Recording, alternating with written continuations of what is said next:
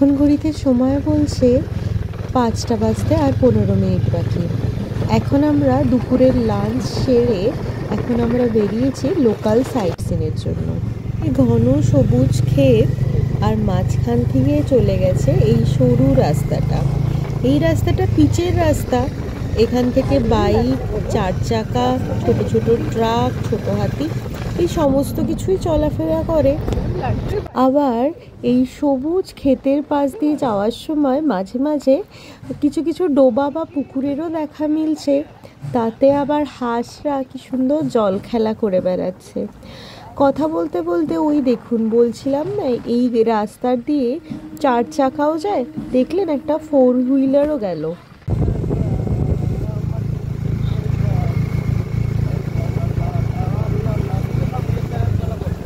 দেখুন দূরে ছোট্ট ছোট্ট পাহাড়ের চূড়াগুলো দেখা যাচ্ছে।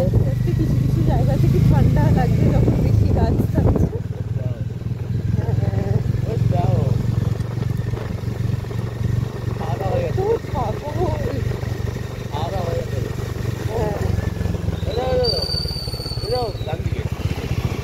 পায়রাটা জলে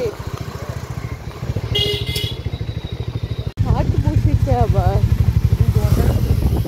তোমাকে দিয়ে দেবো, সব আমাকে দিয়ে লাভ। ঠিক আছে, আমি তোমার চ্যানেল থেকে ইয়ে করে দেবো।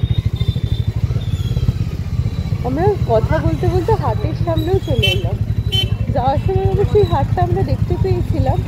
আর এই দেখুন এখানেও দুর্গা পুজোর প্যান্ডেল হচ্ছে, বড় সাইজের। আর এখন আমরা মার্কেটে আছি। জায়গাটার নামটা কি যেন আবার ভুলে গেলাম। এখন বান্দুয়ান মার্কেটের সামনে। আর এই দেখুন বাস।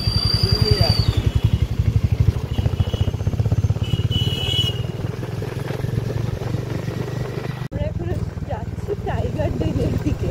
কিছুদিন আগে যেটা নিউজ পেপারে বেরিয়েছিল যে যমুনা বলে একটি বাঘকে দেখা গেছে, আমরা এখন সেই রাস্তাটাতেই যাচ্ছি, তাই না বলো? ওর বাড়ি ওখানে। হ্যাঁ, আর ওইদিকে দেখো ওর বাড়ি। হ্যাঁ, ডেন মানে বাড়ি, আমি জানি। ডেনের লিটারাল মিনিং হচ্ছিল গুহা, বাট যে যেখানে থাকে সেটাকেই ডেন বলে। লাইক করো, লাইক লাইক। আমরা এখন বেঙ্গলে আছি, বাট ঝাড়খণ্ড বর্ডারের সামনে না। আচ্ছা, এটা বাস স্ট্যান্ড। হ্যাঁ হ্যাঁ হ্যাঁ হ্যাঁ হ্যাঁ, এই যে কলকাতা যাওয়ার বাস আছে, লালমাটি শুরু হচ্ছে, দেখেছো? আমরা এই ভেতর দিকে যত ঢুকছি তত দেখছি লালমাটি। আর এই গানটা মনে পড়ে যাচ্ছে, তুমি একবার গানটা করে দাও। লাল পাহাড়ে দেখতে যা, রাঙা মাটি দেখতে যা,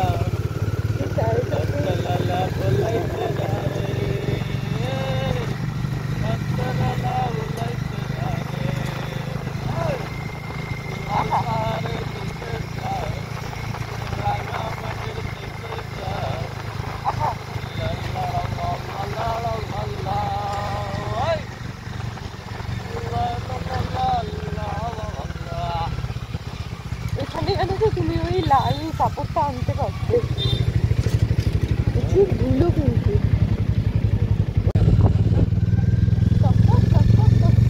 আমরা যখন এই রাস্তা দিয়ে যাচ্ছি তখন দেখছি যে ডান দিকে বেশ অনেকগুলো পাহাড় দেখা যাচ্ছে, ওই দেখুন। আর এখন আমরা যেই জায়গাটাতে যাচ্ছি সেই জায়গাটা সাইট সিন করাতে নিয়ে যাচ্ছে। আমরা যে হোটেলটাতে এসছি, অ্যাডেলফা রিসোর্ট, তাদেরই যারা ওনার রয়েছে তারাই আর কি সাইট সিন করান, আর প্যাকেজের সাথে সেটা ইনক্লুড থাকে। ওই দেখুন সামনে যেই দুজন যাচ্ছেন ওনারাও ওনার আর কি, তো ওনারাই আমাদেরকে নিয়ে বেরিয়েছিলেন এই সমস্ত অ্যাডভেঞ্চার রাইড করার জন্য। আজকের রাস্তা ছিল কখনো বা গ্রামের মধ্যে দিয়ে, আবার কখনো বা ঘন জঙ্গলের মধ্যে দিয়ে। এরপরে আমরা যে রাস্তাটা দিয়ে যাচ্ছিলাম, এই রাস্তাটা আমরা যখন ইন্দোনেশিয়া ঘুরতে গেছিলাম তখন ভানুমালা বলে একটা ওয়াটারফল ছিল। সেই ওয়াটারফলটাতে যাওয়ার জন্য আমরা যেই রাস্তা দিয়ে যাচ্ছিলাম সেখানকার রাস্তাটাও অনেকটা এরকম ছিল। তাই মনে হচ্ছিল যে পৃথিবীটা যে গোল সেটা যেন আবার মনে করিয়ে দিল। শুধু নামটার জায়গাটা, আর সেটা ছিল ইন্দোনেশিয়া। আর এই জায়গাটা হচ্ছিল ইন্ডিয়াতে, এইটুকুই তফাৎ আর কি। যেতে যেতে দেখছি একজন মহিলা তার এতগুলো ছাগলকে নিয়ে বাড়ি ফিরছে। আর এখন কথা বলতে বলতে আমরা একটা ছোট্ট গ্রামের মধ্যে ঢুকে পড়েছি। এই গ্রামটার নাম কেশোরা গ্রাম।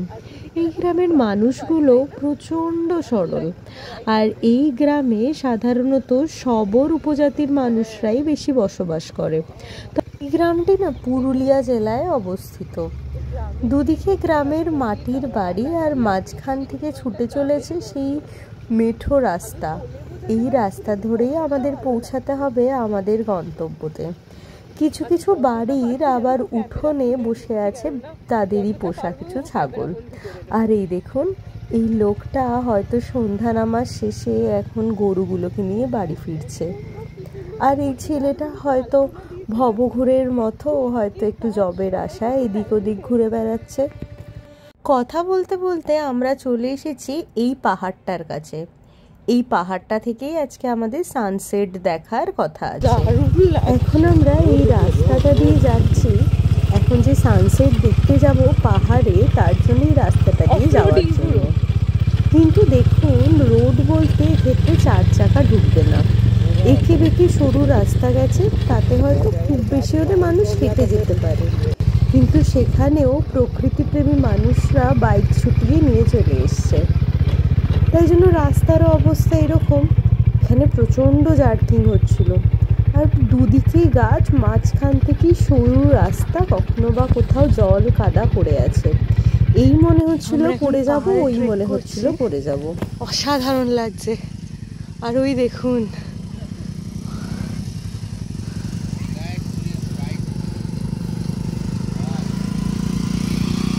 দারুণ দারুণ। ওই দেখুন আমার বর আসছে, ওই যে হাত না, কেমন কেমন।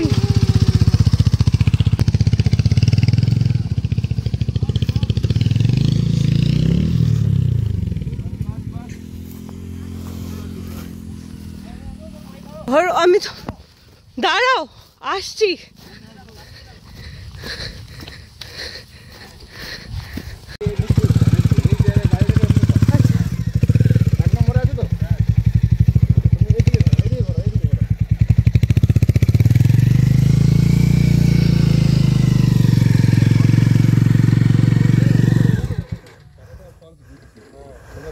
ভালো নেই গ্রিপটা, হ্যাঁ জায়গা গ্রিপ একদম ভালো না। একটু একটু পিছনে করো, ওই জায়গাটা থেকে সরাতে হবে, না হলে নেবে না গ্রিপ, বুঝবে না ওই গ্রিপ। এইবারে তুমি ঘুরিয়ে দাও, ঘুরিয়ে আস্তে আস্তে নাও। আর একটু পিছিয়ে যাবো, আইডিয়া হয়ে যাবে। ঘুরিয়ে নাও, একদম ঘুরিয়ে নাও, উল্টাবে না গাড়ি, উল্টাবে না, ধরে আছে সব দুদিক থেকে আস্তে আস্তে। ঘোরাও ঘোরাও ঘোরাও ঘোরাও ঘোরাও।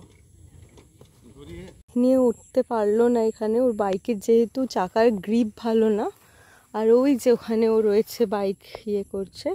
আর ভিউ পয়েন্টটা হচ্ছিল ওই উপরের দিকে। আমি এখন আছি, সেই দেখুন এতটা স্লোপিং, ওইখানটাতে ভিউ পয়েন্ট আছে। তো চলুন আস্তে আস্তে করে উপরের দিকে ওঠা যাক। আর ও বাইক দেখছে যে কোনো ক্ষয়ক্ষতি হলো নাকি। উঠছিলাম, আর সামনে দেখুন গাড়ি বেঁধে যাচ্ছে।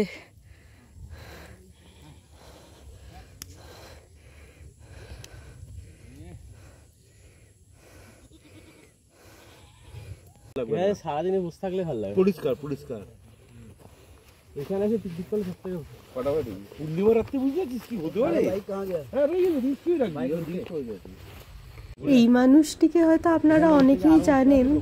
আসলে ইনি হলো বাইকার জগতের একজন রিনাউন্ড ফেস। এনার নাম হলো শঙ্কর দা। আর এনার আরেকজন বন্ধু আছেন তিমির দা। দুজনেই এত ভালো মানুষ, আর সেরকম ডাউন টু আর্থ। আমরা এখন আছি একদম হিল পয়েন্টটাতে। এত চড়াই উতরাই পেরিয়ে এই জায়গাটাতে আসা, আর এত পিনস অফ সাইলেন্ট না, খুব সুন্দর, জাস্ট মেসমারাইজিং, অসাধারণ। নেচারকে পুরো ফিল করা যাচ্ছে, খালি ঝিঝি পোকার ডাক আর এরকম সামনে নেচার। আর ওই যে যারা বাইকে এসে তাদের বাইক রাখা আছে আর আমাদের বাইকটা নিচে রাখা আছে। এই সময় এখানকার আদিবাসীদের এক একটা পরব চলে। এই জন্য আমরা যখন রাস্তা দিয়ে নামছিলাম তখন মাঝে মাঝেই দূর থেকে ধামসা আর মাদলের আওয়াজ যেন ভেসে আসছিল, আর তার সাথে সাথে কিছু একটুখানি আদিবাসীদের গান। অসম্ভব সুন্দর লাগছিল। ওই পাহাড়টাতে আমরা সন্ধ্যা হওয়ার পর প্রায় 6:30 7টা নাগাদ, যখন চারিদিক প্রায় অন্ধকার হয়ে গেছে, তখন আমরা বেরিয়েছিলাম। এখন বাড়ি ফিরছি, চারিদিক ঘুটঘুটে অন্ধকার, রাস্তায় কোনোখানে এক ফোঁটা লাইটের চিহ্ন নেই, আর কোনো জনমানব সেরকম নেই বললেই চলে। শুধু আমরা তিনজন মানে আমাদের 3টে বাইক, আর সমস্ত বাইকেই পিলিয়ান ছিল, মানে আমরা 6 জন খালি রাস্তায় আছি। একটা মানুষও এই সময় বাইরে নেই। কি অসম্ভব ভয়াবহ এবং অসম্ভব সুন্দর এই এক্সপিরিয়েন্সটা ছিল, সেটা আমি আপনাদের সাথে শেয়ার করতে পারছি না। রাস্তাটা দেখুন, হেডলাইট না জ্বালালে হয়তো চোখেই দেখা যেত না সামনে কোন খানাখন্দ আছে। আর এইদিকে গ্রামটা একটু দূরে দূরে থাকাতে অত বেশি গ্রামের মানুষকেও এই রাস্তাতে আমরা সেরকম পাইনি। কথা বলতে বলতে আমরা এখন চলে এসেছি হাইওয়েতে। এখন হাইওয়ে ধরে সোজা যাব অ্যাডলফা রিসোর্টে, যেখানে আজকে আমাদের রাত্রে থাকার ঠিকানা। ঘড়িতে 7:30 মতো বাজে, আমরা চলে এসেছি হোটেলে। আর খুব ভালো আর কি ঘোরা হলো। তো এখন ফ্রেশ হয়ে নেব, আর ওখানে পকোড়া দিয়েছে। তো চলুন ফ্রেশ হয়ে নিই, তারপর পকোড়া খেতে যাব। কেমন? আমরা এখন স্ন্যাক্স করতে এসেছি। আর এই জায়গাটা, আমাদের যে রুমটা আছে সেখান থেকে প্রায় 2 মিনিট মতো হাঁটা ডিস্টেন্স, মানে হোটেলেরই একটা প্রপার্টি। আর এই জায়গাটা প্রচণ্ড সুন্দর, ছোট্ট ছিমছাম, আর চারিদিকে বাঁশ দিয়ে ঘেরা। বাঁশের এইগুলো রয়েছে ছিল ব্যাম্বু স্টিক দিয়ে করা, আর নিচের যে বেসটা রয়েছে সেটা একদম মাটিতে বাঁধানো। খুবই সুন্দর এই জায়গাটা, পুরো একদম গ্রাম্য পরিবেশে লাঞ্চ বা ডিনার করার জন্য একদম আদর্শ জায়গা। তো আমরা এখন এসেছি স্ন্যাক্সের জন্য, এখানে গরম গরম পকোড়া আর চা। দারুণ ব্যাপার। একবার দেখাই, এই যে পকোড়া দিয়ে গেল, অনেকটা দিয়েছে। দেখাই একবার ব্যাক ক্যামেরা অন করে। কেমন? তো এখন আমাদের স্ন্যাক্স হয়ে গেছে, আর এই রাস্তাটা দিয়ে আমি এখন যাচ্ছি আমাদের রুমের দিকে। আর পুরোটাই অন্ধকার, আমি এখন জাস্ট লাইটটা জ্বালিয়েছি। আর এত সুন্দর একটা গ্রামের একটা ভাইবস আসছে না, খুব ভালো লাগছে। এই যে এটা হেজি কেন হচ্ছে বুঝতে পারছি না, এক সেকেন্ড। এই যে এখানে আমাদের গাড়ি দাঁড়িয়ে আছে, এই যে বাইক দাঁড়িয়ে আছে, আর এই দিকটা পুরো অন্ধকার, পুরো গ্রামের একটা ভাইবস আসছে। আর এখন এখান থেকে আমরা ঢুকছি। এখন এই যে সিঁড়ি থেকে উঠে আমাদের রুম। আর সামনে এখানে প্রচুর গাছ আছে, প্রচুর গাছ। আর এই গাছটাতে কত ফুল হয়েছে দেখুন, ভরে আছে একদম। এইদিকে একদম ছোট্ট গাছ, কিন্তু পুরো ভরে আছে। আর এই দিকটাও পুরো অন্ধকার, তো দারুণ ভাইবস লাগছে। এবার রুমের ভেতরে ঢোকা যাক। তো এখন একটু কাজ করে নিয়ে তারপর দেখা হচ্ছে। আমরা এখন এসছি রাতের ডিনার করতে। এখানে আছে তরকা, তার সাথে পটল ভাজা, রুটি, আর তার সাথে আছে চিকেন। অসম্ভব সুন্দর রাতের ডিনারটা করা হলো। আর এখানে এরকম টাইপের 4 পিস মতো চিকেন ছিল, আর এখানে স্যালাডও দেয়া আছে। পরে এসে এরকম ল্যাংচাও দিয়ে গেছে। প্রায় 12টা মতো। আজকের ভিডিওটার শেষের পর্যায়ে চলে এসেছি, খেয়ে দিয়ে রুমেও চলে এসেছি। আর যাওয়ার আগে একটা মেসেজ আমি সবাইকে দিতে চাই, যে লাইফে হার্ডেলস তো আসবেই। হার্ডেলস থেকেই মানুষ শেখে যে কিভাবে আগামী দিনের চলার পথটা মসৃণ হবে। আজকে যে বাইক ইনসিডেন্টটা আমাদের সাথে হয়েছিল, তো সেখান থেকেও আমরা শিখেছি অবভিয়াসলি খারাপ লেগেছিল যে উঠতে পারলাম না বলে, কিন্তু সেখান থেকে শিখেছি যে কিভাবে ওভারকাম করা যায়।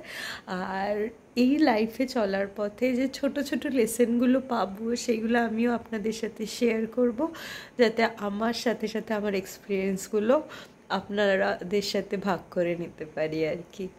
তো চলুন আজকের ভিডিওটা এখানেই শেষ করছি। ভালো লাগলে লাইক, শেয়ার অ্যান্ড সাবস্ক্রাইব করে দেবেন। অনেক ধন্যবাদ।